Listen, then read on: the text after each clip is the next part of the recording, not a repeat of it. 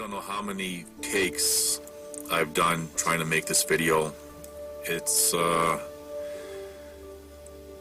guess it's a little bit more difficult for me to make than I realized. So I'm gonna give this another shot. So this video is about a chapter in my life. Feels like a lifetime ago. And for those of you who have been following my story, even prior to the 7-year nonsense that I've been dealing with, or was dealing with out west, you'll understand, and this will be kind of an update for those who know that story, and I'm going to briefly go over this. September of 1999, I had called. I hadn't heard from her, I think, in about 3 or 4 weeks, which was completely unusual. I'd called her parents' place, and her mother had told me on the phone that Interpol was looking for her. Now I'm freaking out. I don't know what's going on. I'm panicking, and I ended up flying over there to find out what's going on. And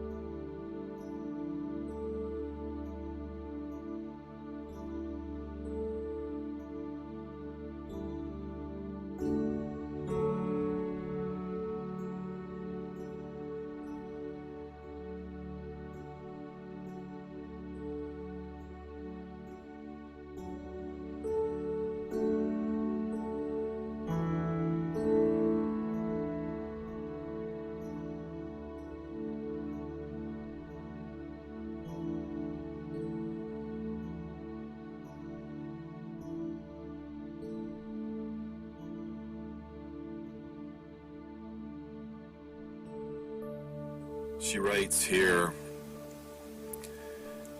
I think about how we were living before. You remember how we have problem to stay together, because I think about it, I love you. We have together good times too, but the bad times were much worse.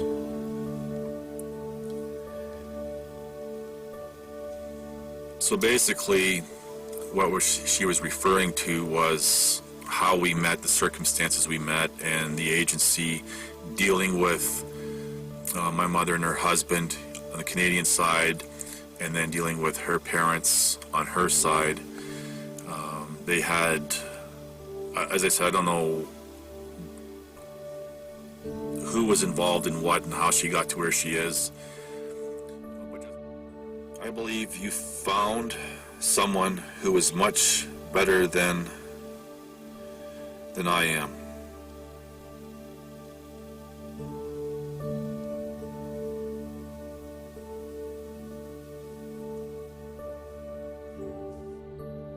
I haven't been with a woman or in a relationship since her. She's implying that I would find someone better. Yeah. As I've written her back. I don't know if she'll get it or not, but I said to her, I said, there'd be no one better than her. And anyway, I'll read a little bit more. She writes, I am not the same person like before.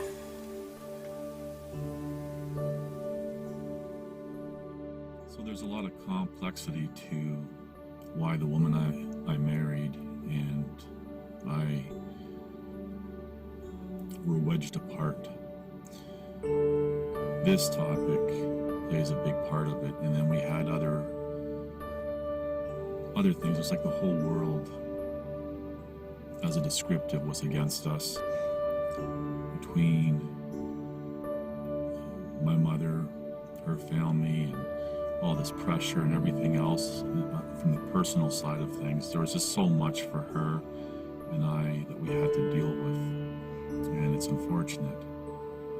But if there's enough interest with regards to this particular topic,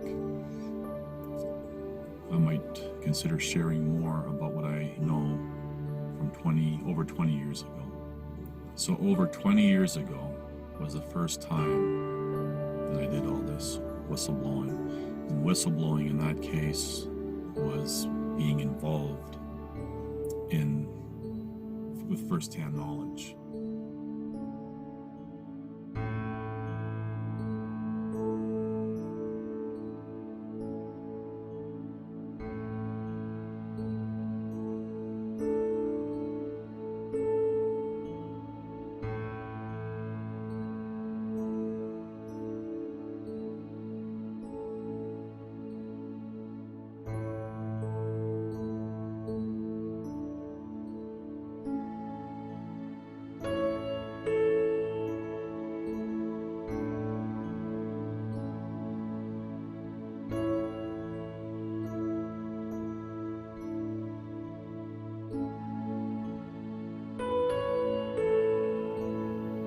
Long story short, it ended up costing me her. And I shared what was it, at the time, in 2020, I was given a 21-year-old letter, and I did a video about it, and I read a few excerpts and showed photos of this letter. And I remember before leaving, in February 1999, we talked about encrypting, if we ever had to, letters or any communication. And 21 years too late, reaching out a lifetime ago.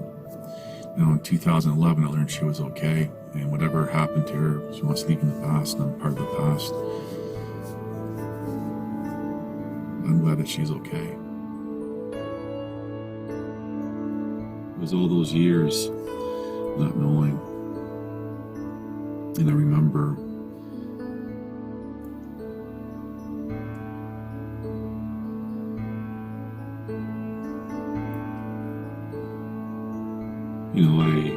I don't know what happened. I was married, so I turned down countless of women. And then, as the years passed on, I still turned down a lot of women.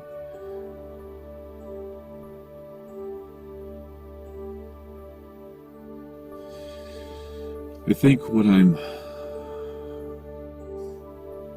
on the back of my mind here is all those years not knowing, and initially, you're married, you remain faithful, but was there a point of no return that I should have just found someone new? Because the problem is, as the years progressed,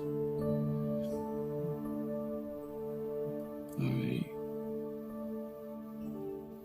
remained single, alone.